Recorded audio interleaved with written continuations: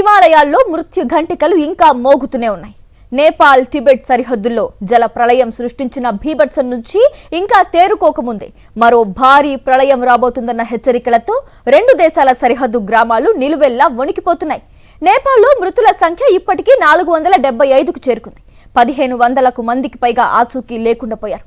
మరోవైపు టిబెట్లో మంచు చర్యలు పడి ఏర్పడిన భారీ కృత్రిమ సరస్సు బ్యారియర్ లేక్ ఏ క్షణంలోనైనా బద్దలయ్యే ప్రమాదం ఉందన్న సమాచారంతో ఆర్మీ సహాయక చర్యలను సైతం తాత్కాలికంగా నిలిపివేసింది.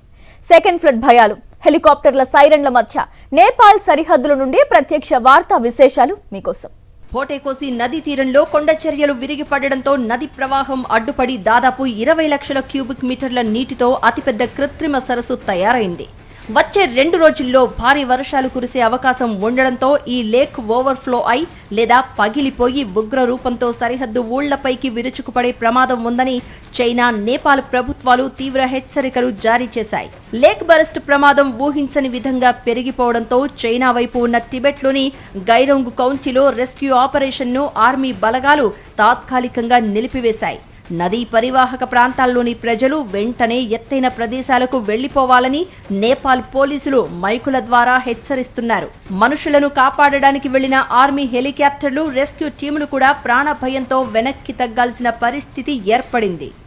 మరోవైపు నేపాల్ వరద బీభత్సంలో మృతుల సంఖ్య అంతకంతకు పెరుగుతూనే ఉంది. బురద సమాధుల కింద ఇంకా 1000 మందికి పైగా బందీగా ఉన్నారు. వీరి కోసం 30,000 మంది నేపాల్ భద్రతా సిబ్బంది ప్రాణాలకు తెగించి శ్రమిస్తున్నారు.